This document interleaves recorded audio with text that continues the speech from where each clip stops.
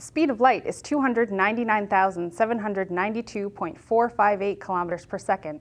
How could a camera ever capture a laser pulse traveling that fast? Find out this week on Light Matters.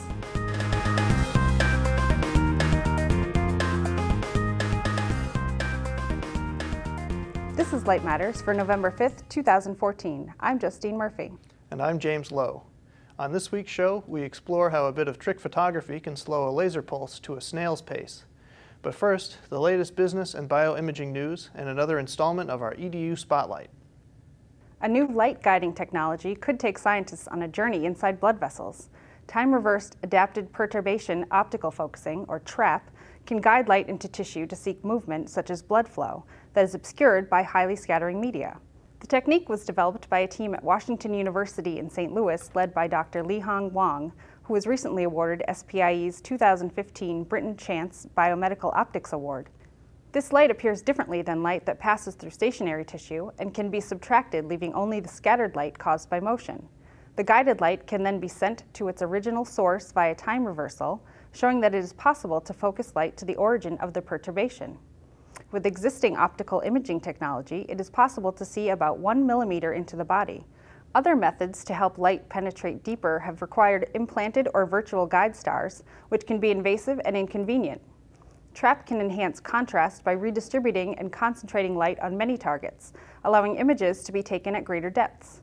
Potential applications include imaging and photoablation of angiogenic vessels in tumors. The research was published in Nature Photonics. In business news, a number of partnerships, sales, and financial results were announced in recent weeks. Daylight Solutions and Thor Labs said they will work together to develop quantum cascade lasers for defense sensing applications. Thor Labs recently bought Corning's QCL business. Meanwhile, hyperspectral imagers from Headwall Photonics will fly aboard unmanned aerial vehicles from Leica Geosystems under a new agreement between the two companies. Fiber communications firm EMCOR announced it will sell its tunable lasers and transceiver product lines to Neo Photonics for $17.5 million. While Radian ZMAX sold off its ZMAX optical design software business to a private investment group. On the financial front, Newport and IPG Photonics reported major increases in third-quarter profits, while JDSU and CyberOptics decreased their net losses from the previous year. Intevac said sales of its photonic products, including night vision systems, were up, though the company as a whole suffered a net loss. Teledyne, on the other hand, reported record profits, but said sales in its imaging segment slipped 9%. Dig deeper into these and other business stories at photonics.com. Still ahead on Light Matters, imaging laser pulses in slow motion, and this week's EDU Spotlight. After the show, check out the expanded resources for students, educators, and everyone at edu.photonics.com.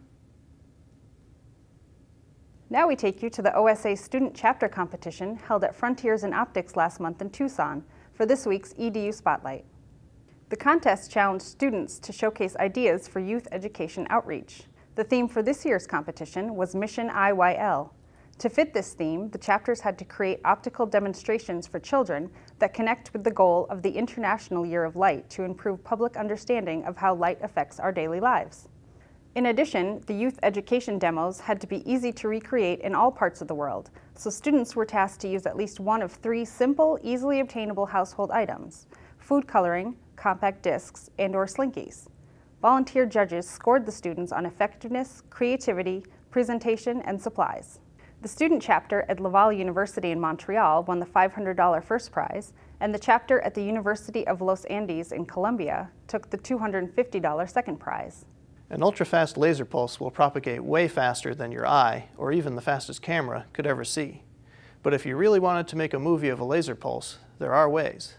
Dr. Yuri Stepanenko and his team at the Polish Academy of Sciences and the University of Warsaw took successive 5 nanosecond images of successive 12 femtosecond pulses to stitch together a movie with an effective film speed of about 1 billion frames per second. In the resulting composite, the laser pulse seems to move down the hallway no faster than a reluctant student on his way to class. I recently spoke with Dr. Stepanenko, who told me that making the movie was secondary to testing the new 10 terawatt laser system intended for gathering range and spectroscopic data about clouds. During building this demonstrator, we were using this camera because we needed to take certain pieces of time slices of a signal. And then we saw that by delaying this, we were able to see the light coming through the corridor. So it was fun. Basically, we waited when everybody went home, then closed the door and shooting the laser through the corridor. Ghostly images of the research team can be seen as the pulse ionizes the air and illuminates sections of the corridor. The people move around in something close to real time, while the laser pulse appears to crawl past them. Aside from giving the laser enough power to reach the clouds, Stepanenko said the parametric amplifier at the heart of the system has other advantages. We don't have thermal effects here because we don't store energy. We use nonlinear optics effects in order to transfer the energy from the pump laser to the amplified pulse. It turns out there's more than one way to film a pulse. Researchers from MIT in 2011 used a streak camera to make a movie of a pulse moving through a soda bottle at the equivalent of 500 billion frames per second. Find out more at photonics.com. That's it for this week's show. Email us with your questions or comments at lightmatters@photonics.com. And don't forget to follow us on Facebook, Twitter, and now Google+ for news updates every day. Thanks for joining us. We'll see you next week.